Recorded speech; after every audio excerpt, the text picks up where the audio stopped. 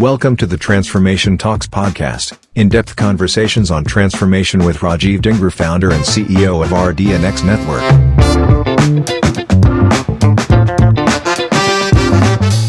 Hi everyone, welcome to the Transformation Talks podcast, another edition and another guest with us tonight. We are very excited to have someone who has been part as an entrepreneur and now also looking at venture stage investments, early stage investments, and interestingly, he's also working with PhDs. So introducing Mr. Nicholas Russel, who is an entrepreneur in residence on the Conception X program. We will talk a lot more about Conception X going forward. Just a short note as of now, Conception X creates deep tech startups from PhD research. In 2019, Conception X teams raised over £5 million in venture investment and are working with the leading companies like Amazon, Barclays, and Microsoft. Nicholas has an MBA from Oxford, has spent time as a management consultant in renewable energy for 5 years, has worked across China and Europe, focusing on electric vehicles and renewable generation manufacturing.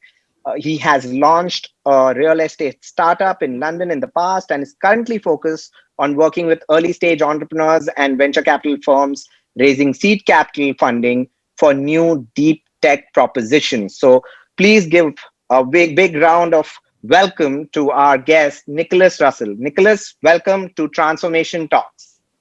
Hi, Rajiv. How are you? Thank you for having me. I'm great, Nicholas. Nicholas, this is a very interesting role and company you are part of. I think to start off our conversation, tell us a bit more about Conception X and, what is venture science? We've heard of venture capital, we've heard of venture funding. When you go on the Conception X website, one reads venture science. And when did PhD started running, startups in that context? It's a very interesting concept and story you have there. So enlighten us about what you do, and what is Conception X? Yeah, great. Thank you. Conception X is a deep tech venture program that was originally started at UCL, University College London, a couple of years ago. And Conception X looked at the PhD research programs around the UK, starting at UCL, but now around the UK as a whole. And it saw that in these PhD programs are a huge number of people who they are STEM PhD researchers. They are working on, at the edge of technology in a lot of ways. They are well versed in the tools, whether that be big data, machine learning, AI, genetics, genomics, or any of the other kind of deep tech fields. Conception X specifically, what we do is we work with them during their PhD program. So we work with them while they are PhD students, while they're in their research labs. The Conception X program happens while they're studying, and the idea there is they have access to some of the world's leading facilities, the world's leading laboratories. They're on academic programs. And so what we do is we work with them to see if they have an idea that's commercializable. So if some part of their research or their thesis or something they're doing lends itself to being the kind of inspirational seed of a startup. Wow, interesting. And how does this then sort of translate? Has there been a couple of ideas that were at, let's say, research stage that have, been taken into a startup mode as of now? Yes, yeah. We have a number of teams that have graduated and are now building. I mean, we have one called Rocco that's working in the quantum chemistry space. They're a recent partner to AWS's online quantum service.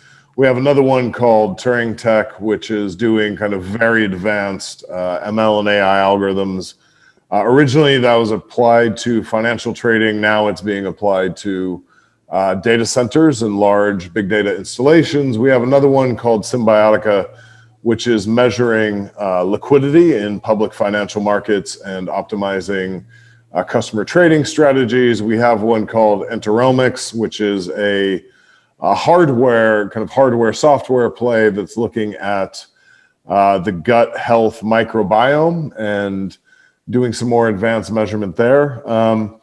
The yield of our program, we're different from other programs. If you look at Y Combinator, Techstars, or any of the kind of what I would say are established accelerator programs, those take teams which are ready to kind of have a launch. They focus heavily on SaaS, and it's really about, over the period of 3 months, getting them to that next step, which is often pre-seed or seed investment. We look at it very differently. So we have an intake of probably between 70 to 100 teams this year. We divide those into project stage and startup stage. The project stage are PhD researchers who have the skills.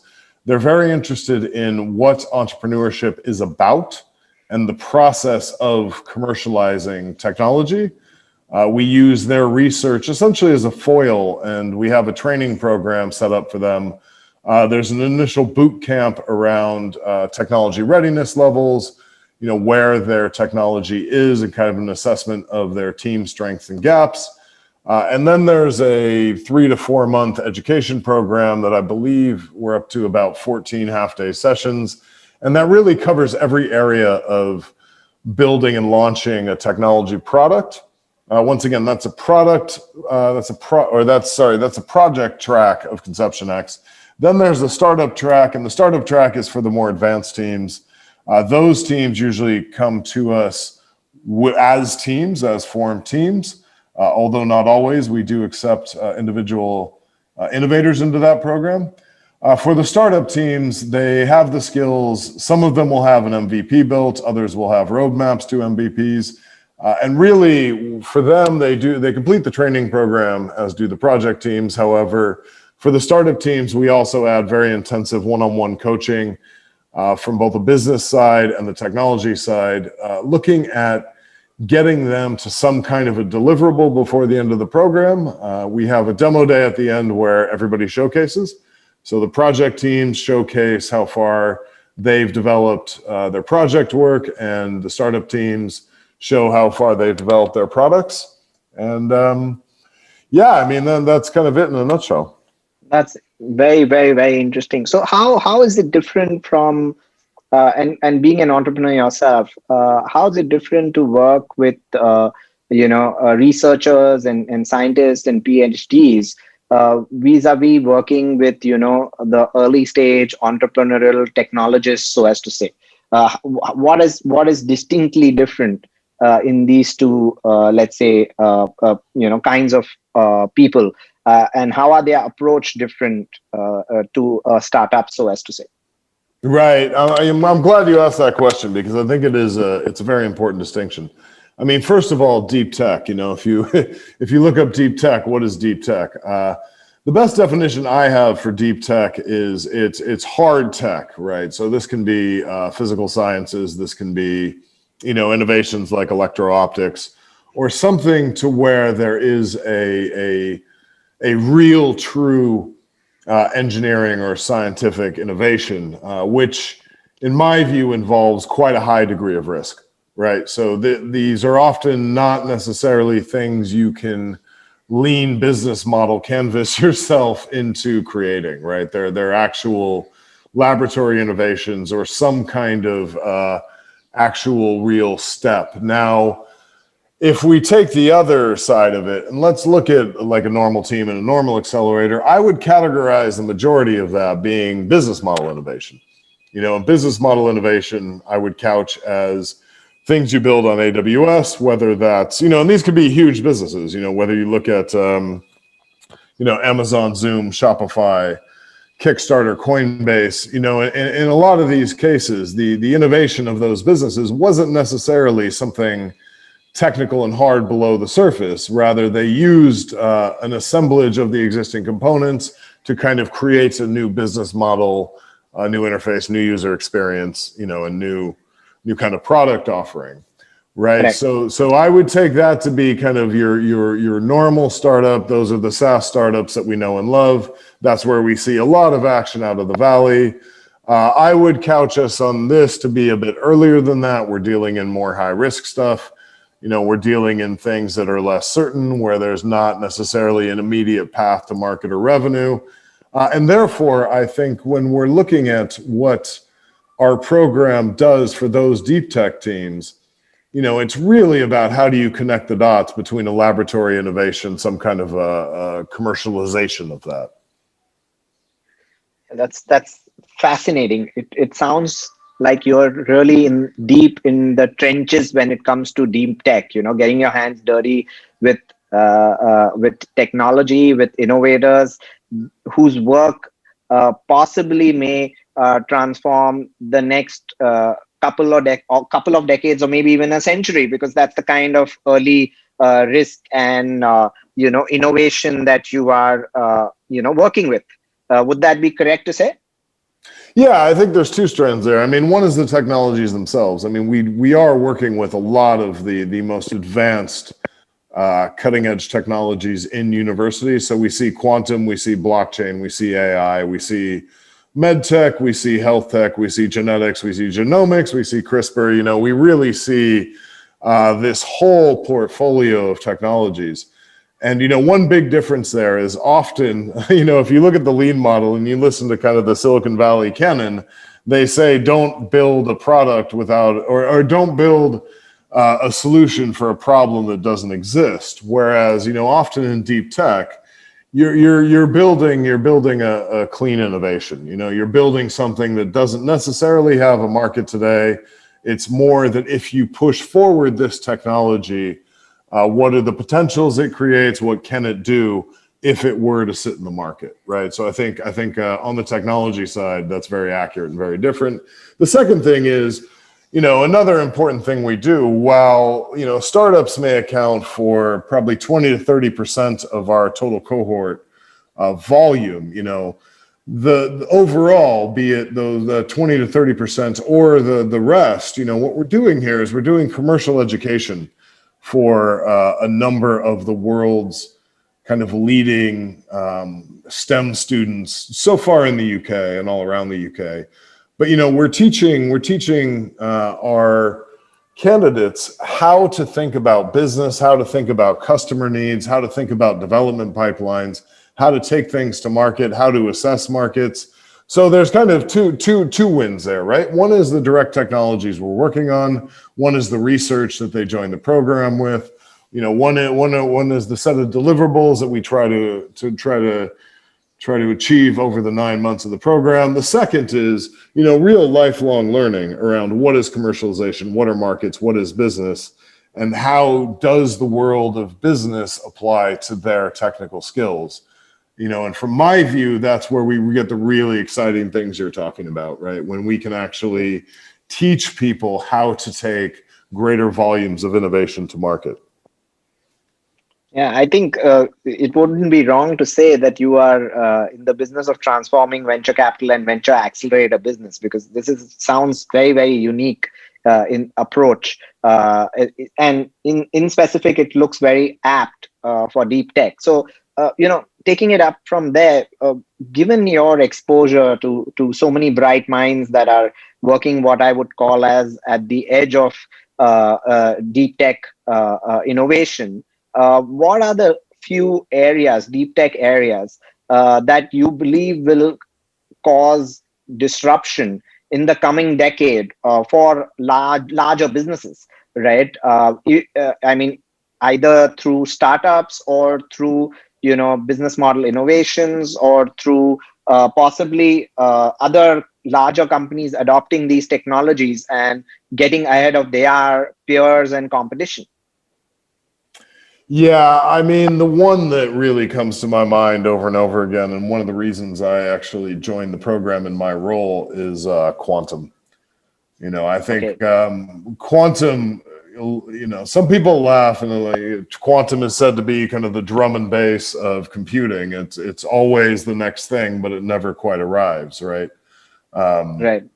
Quantum has quite a profound history. We're starting to see a number of advancements. However, if you look at the pop scientific literature, it says we're still quite far. Now, my view was, and my view is much more now after having seen this up close for a few years, that, quantum, when it arrives, number one, it will be worth it. It will be worth all of the time and all of the investment and everything it's taken to get there.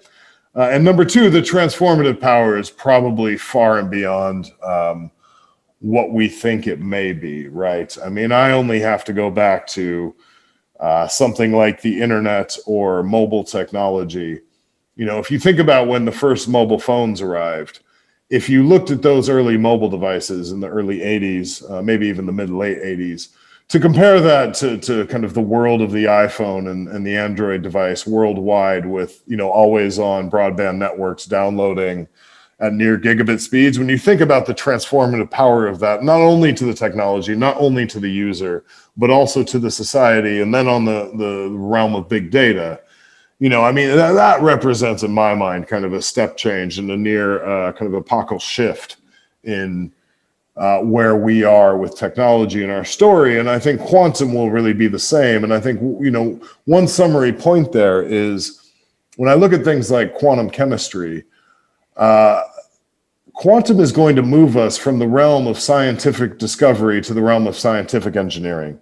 There are problems that are so profound, so complex, that involve so many variables and that are just so difficult to solve with classical computing and classical mechanics, that I think when you have these quantum systems, they're going to represent a force multiplier that we can scarcely imagine, what we can do when we can start measuring and manipulating the world at that level.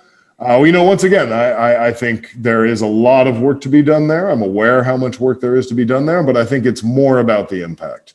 I think it's more about when you have these functioning quantum computers. I think there is probably a quantum arms race. I know governments are very interested. I think we see more money, certainly in the United States, also in China, also in the European Union, going into this area. I think it's going to be an area of strategic national interest. I think we're seeing a lot of interest, not only from the tech corporates, but I think we'll see a lot of interest from pharma, from materials, from manufacturing, in a number of different areas. So I think that's probably the one that I see will have the most impact. There are some others. Sorry, go on.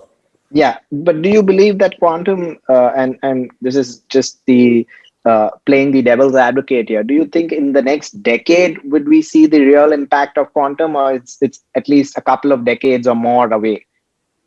I think you'll see the first impacts within a decade. Oh wow! Okay, that's fascinating. I think I was listening to a podcast the other day. They were interviewing a quantum researcher building a quantum computer, and his point was that the 0 to 1 problem in building qubits and kind of achieving functional results, that's where we are now. If you compare that to the transistor, the fundamental base work on kind of getting the earliest versions working was very tedious, very complex, very high rates of failure. Once you crack kind of the initial set of problems and you start scaling, even the very early versions will be extremely powerful. So even, before we have, for example, it's a terrible comparison, but quantum computers on the desk, as soon as you have reliable quantum computers at any scale, I think that's when you're going to start seeing the step change and transformation.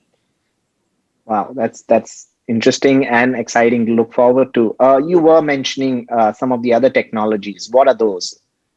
Yeah, one of the ones that I think is most exciting, and it may be anathema if you talk to venture capitalists, but I still see a lot of movement in it, and that's big data, AI, ML, that whole space.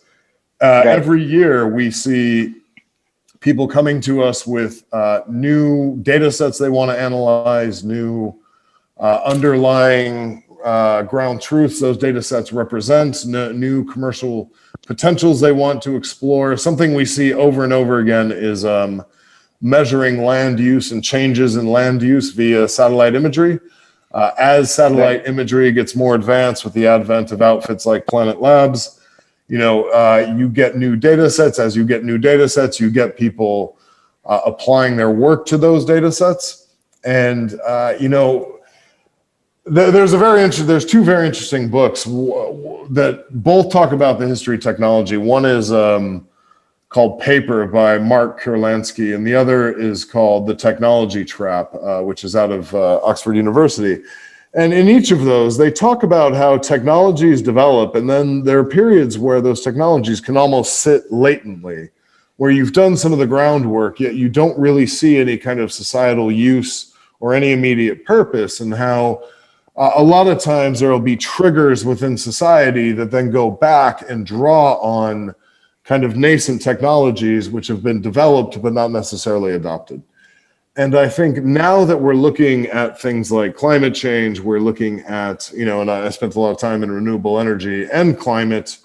It's a subject that's very close to my heart. I don't think we've yet kind of truly quantified the disruption. I don't think we've actually seen the impacts at scale. I think we're starting to. And furthermore, I don't think we've actually seen a coherent global response around that. Now, what I'm seeing is as more data sets become available and as researchers come into their work more skilled up around things like AI and ML and working with large data sets, they're starting to look at different opportunities around land use policy, measurement of things like embodied carbon, oceanography, and there's tons of people working on these things. So, this isn't like something that's unique, but I do see this whole huge movement of people who are coming in with algorithmic education, who are starting to look at images of the earth and different kinds of measurements in different ways and start to produce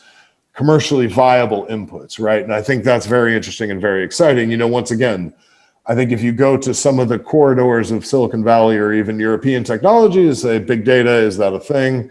I don't know about the tooling for it. I'm sure there's still scope to be done in the tooling, but I think in the actual use cases, I think we're at the very beginning of a lot of very exciting developments. One of the other areas that's of perennial interest is blockchain. I mean, blockchain kind of ebbs and flows. We had an angel investor who was reviewing some of our early teams one year, and he said, wow, blockchain, is that still a thing? That must have been 2019. And I said to him, I was like, just because the Bitcoin price pops, if you take these mathematics students in as an average, at some of the top universities in the UK, they can really study whatever they want. They can go wherever they want to go. And the fact that they're choosing to invest their time, energy, and stipends in exploring blockchain, to me, that says there's more there. And I am constantly inspired by where I see the blockchain teams going. I see them maturing year over year. That's not necessarily crypto, although it is. It definitely includes crypto. I think there's a lot of room to run there. I think we've only seen the beginning of tools that institutional investors need to kind of measure, monitor, and invest in that area. I think we're at the edge of starting to crack some use cases. I think that area will become more exciting as we see governments start to back digital currencies.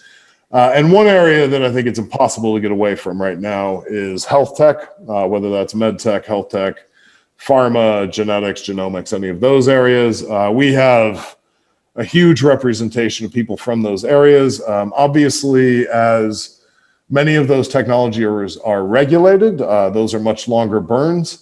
So those teams occupy potentially a different space in our program. We had one come out last year called Neurosalience. Neurosalience is looking at using MRI scans to detect dementia much, much earlier. So we're talking decades earlier.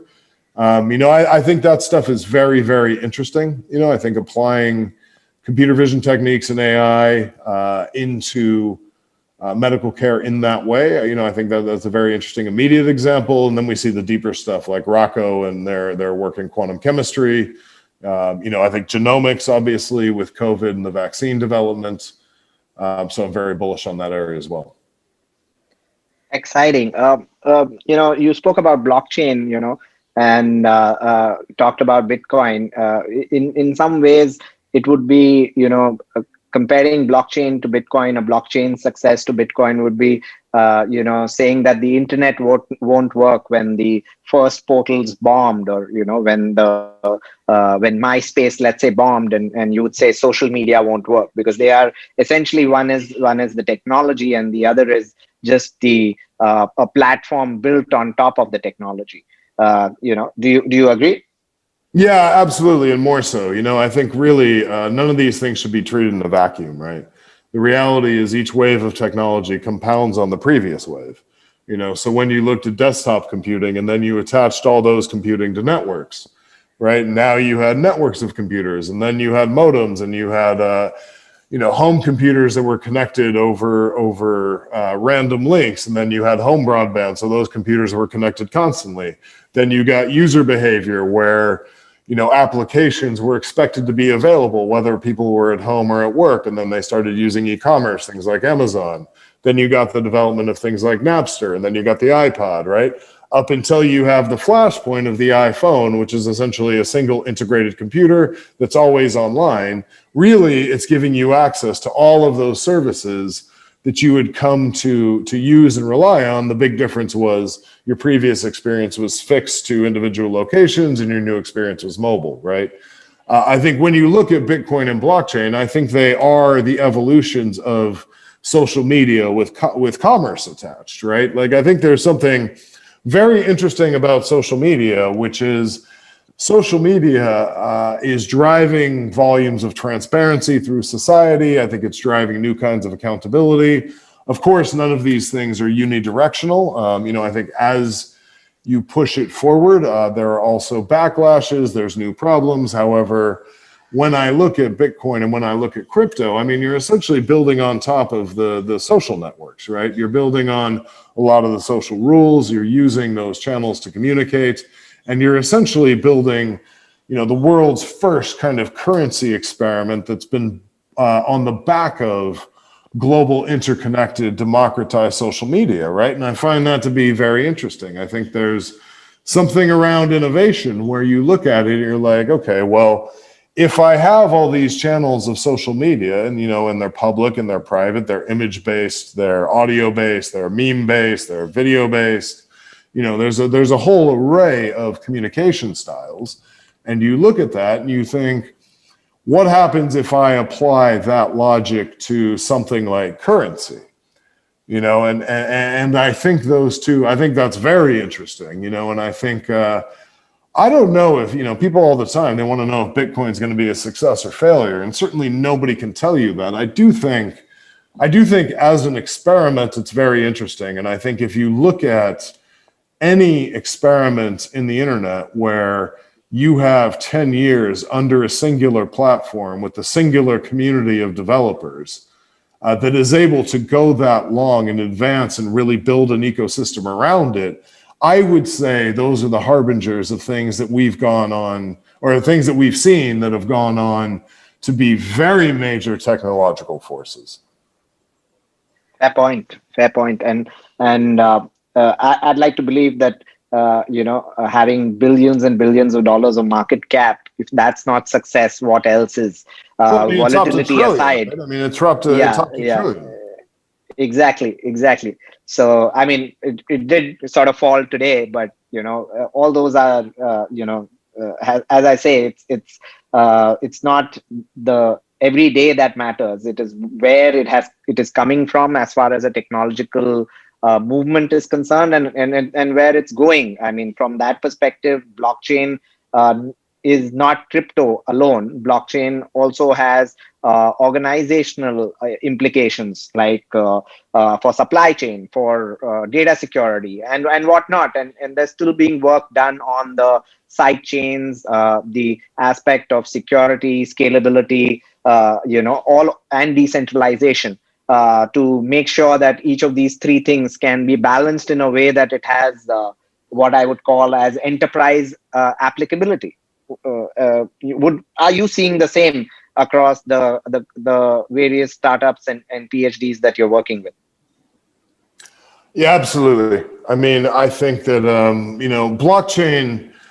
One of the most, I'm a big fan of the blockchain, and one of the areas where I see blockchain starting to make inroads, and I think where it'll make substantial differences, are on government services, because there's a certain feature around the blockchain, which is the censorship proofness and the immutability of the transactions Correct. record, where when you look at public services, even if it's a permission chain, so you only have certain entities that are allowed to write to it, the fact that everybody can read from it is very interesting. And I think one of the applications I see here is some of our colleagues work at a law firm here called Mishcon D'Area, and they're building an AI practice there. And when you look at the blockchain, it has a direct analog over to the law, right? Which is, you need people of certain standing to take cases to the Supreme Court. However, those proceedings are public and they're visible for all, right? And the blockchain, I think, makes a very nice analog for that. And I think in the public sector, certainly, we see scope for it. In the private sector, I think there will be some very interesting examples where you have, I gave a lecture about 2 years ago in Vietnam about this, that when you look at in business where you have different levels of the supplier ecosystem converging around common problems or common work packages, the blockchain makes a very interesting solution, because it gives people visibility over the entire process while having the ability to vary the permissions of who can contribute and when. Right. And I think that's very interesting from a supplier relationship. I mean, I think some of the Ethereum smart contract principles are extremely valuable in both society and business. I'm very bullish on Ethereum. I think that smart contract framework will represent a step change in a lot of things. I think overall, one interesting experiment has been done by some shipping companies looking at end-to-end tracking numbers. I mean, currently, when you ship something around the world, each entity adds its own tracking number because it uses its own database, right? And so a lot of the world that we navigate as we navigate it now, essentially we're navigating it with the database tags of whoever we last touched or talked to. And with the blockchain, because it is open and because it kind of has these open source principles sitting behind it, you do see a world where you could put something in a logistics ecosystem where it gets one tracking number at the beginning, and then that record is appended onto as it makes its way around the ecosystem. And while, if you're in the shipping industry, you may think, no, my walled gardens are my competitive advantages. I think in reality, some of these things will be so efficient, they will pull the innovation forward regardless of the perceived competitive dynamics. I totally agree with you on that, and fantastic points and use cases shared there. Let's we're already towards the end of the podcast, so we want to get to this point. You work with PhDs, you work with startups. You of course had your fair share of knowing large corporates and working with some of them as well. Which are the three things that CEOs of large companies today can learn from startups and PhDs when it comes to deep tech and leveraging deep tech adoption? What would be your 3-pointer sort of suggestion, recommendation, advice to CEOs of larger companies who are currently evaluating how they would leverage deep tech in their businesses? Yeah, I mean, my first point on that is in the world of data-driven optimization, our systems are getting better and better and better. And I think there is, I know the impact of the pandemic globally has been terrible. And I know, a lot of us have lost people. And we can never discount the human factor and the human cost of what has gone on here, and so I will pause for that for a very brief moment, because we always have to remember that. And there will be people impacted by this for a long time to come. That being said, in another way, the internet experiment worked, right? I think it's really safe to say that at one point, I remember reading the headline that half of humanity was at home under stay-at-home orders, and then that's worldwide. I mean, that is a lot of people, and I believe that's when India was under lockdown. Yes. Populations. What I find amazing is that we did it. I mean, the supply chains kept flowing. I mean, we have seen major economic disruptions. However, within the span of a year, we pretty much stopped the global economy. We stopped global travel. In a lot of cases, logistics has remained flowing. There's been economic damage, but there hasn't been wholesale economic collapse. And furthermore, we've gotten a virus off a vaccine off a new vaccine platform that's now being distributed and showing extremely high efficacy, right? Like, if that's not the victory of deep tech, I don't know what is.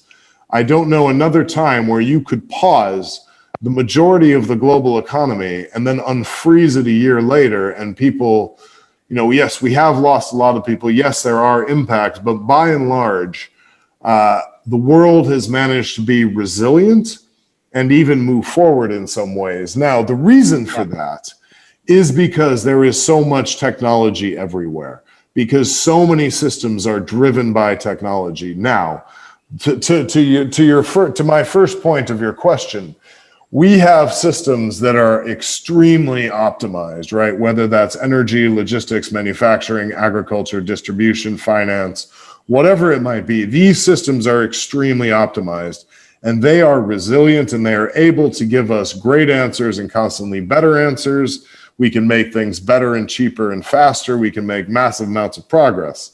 Now, those systems can only ever optimize what's known, right? Like, you cannot, in my view, you cannot optimize the unknown. And when you're dealing with deep tech, I think that your corporate leaders need to be very aware that the seats in which they sit, oftentimes, if they're successful, they sit on top of massive optimization engines, right? Everything below them, especially if they're in heavy IT organizations, everything below them is being optimized in real time. That's where the profits are coming from. That's where the resilience is coming from, right? That's where the reach is coming from. That's where the scope, that is where the power is coming from. You know what I mean? Right. It's like that old elephant rider analog, which is, the organization, the people in the organization are the elephant riders, and the technology is the elephant, and you can kind of guide the elephant, but ultimately the elephant is going to go where it wants to go. That being said, you have to keep in mind, the greater your powers of optimization, it's still optimization, and it cannot point you in new directions. It cannot tell you what is coming tomorrow. It cannot tell you where the threats are coming from. It cannot tell you where the opportunities are coming from. That is the realm of human decision making. And so therefore, I think as your technology capabilities become stronger and stronger, I do think leaders constantly need to remind themselves, early stage tech is early stage tech. The failure rates are still high. Yes, we are getting better at de-risking them. We're getting better at identifying them. We're getting better at venture selection. There is more venture. We're building those pipelines. That process is working. That process is not zero risk. It's not going to be zero risk. There are some parts of it which cannot be de-risked. And so therefore, innovation is still going to be dirty. It's still going to be costly. And if the past is any view of the future, those who continue to invest in it are going to reap the benefits. That's my first point. Sure. My second point is that the next generation, I had a call with a major corporate this morning, and we were running through one of our partners. We were running through the agendas, and, one of the things came up, what are we seeing? What can we expect? And sustainability came up. And it's interesting the way corporates treat sustainability, which is pretty much everybody for the last, 2 generations has had profitability beat into them first in the financial line items. And now you're trying to add on, environment and social metrics and drivers and what do they call that? Triple bottom line values and everything else. I think for this next generation, they are very smart. They are very capable. They are very aware of what's going on. They, as we talked about with social media, they have access to more information than you can even imagine. I heard a great quote on TikTok the other day, which was, if you're in the world today, the way a 10-year-old sees the 90s is the way somebody who was 10 in the 90s saw the 60s. And I stopped and I thought about that, right? Because if I looked back from the 90s to the 60s, that was a very specific view, and the mentalities and everything that went along with that, right? I mean, there's something about hearing hip hop like Dr. Dre and Eazy-E as oldies, which is really puts you in time. This next generation, I mean, these students in the next generation, they are very good at technology. However, they do not see, in my view, they do not see the ESG goals as being separate from the technology, right? They are not financial led. They are not necessarily technology led. They are seeing this stuff in situ in a greater world, right? They are seeing the cost benefits. They are growing up in a world where the climate is already changing. They are starting their technology careers in a world where there is no, binary Cold War superpower driven technological trajectory, right? They're in a world that is decentralized. They're in a world with a lot of challenges. They're in a world where trust in governments and other organizations is suffering. They're in a world where there was a global pandemic, and 10 years before that, there was a financial crisis, right? So for them, sustainability is part and parcel of the technology. You know what I mean? It is inseparable. And so I see they are the kind of leaders who are going to respond to their future employers, their future partners, their future investors on that basis. That's the second thing. And the third thing is, it's actually doesn't have very much to do with startups, but it has to do actually with a friend of mine who has transitioned in between startups and corporates a few times. So he started in small business. He moved up to commercial banking. He moved after that into, he ran a video game startup for about 5 years, and now he's moved back into Amazon in a larger video games role. And watching what he's doing, I find one thing very interesting about Amazon is their internal corporate talent practices. And it seems like as Amazon's grown, what they've done, it looks like to me, is effectively hybridize their corporate talent practices with that of an institutional corporate that is one of the world's largest businesses, but maintaining a lot of that startup ethos and connection, right? And I think that, when you talk about how do you hold on to that startup vibe and that real startup push as the organization grows, I don't think you need to hold on to very much of it. I think startups and corporates are meant to do very different things in the world. However, I think the Amazon talent practices are very interesting because I think they're 360-degree views. I think they're weighting the talent in a very specific way. I mean, I can't say too much about it because I really don't know that much. But when I think about startups and when I think about startups and their trajectories forward, what really propels them? And I think part of what propels them is the technology. Part of what propels them is the market opportunity. Part of what propels them certainly is venture capital. But I think at the heart, it's culture. I mean, I think there's something very interesting where some of the PhDs who join our program, the reason they want to start their own companies is they want to work on their own problems and they want to work on their own questions.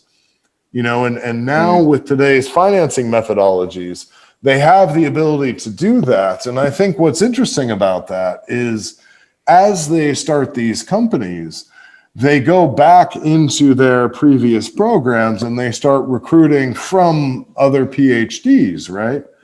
And you can kind of see that, which is if I'm a PhD, all things being equal, would I rather go to a corporate where the innovation pipeline seems slow, there's a lot of capacity, I like it, it looks pretty secure.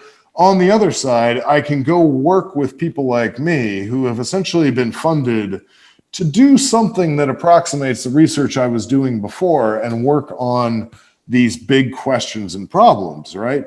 And I really see a cultural dimension to that. And I see more of a translation of this kind of university lab culture growing into startups. You know, we already saw it with the previous wave, right? Like coming out of high school and college dropouts, building things that kind of analogously look like campuses, you know, meritocracies, you know, things that, you know, transparency.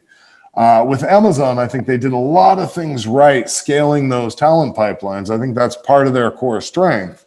I can go all the way back to the companies that I'm seeing now, the startups coming out, where I think the ones that are making a lot of progress, one thing they do initially right is either intentionally or unintentionally, they focus a lot on those talent pipelines and create cultures that are attractive to the next wave of employees.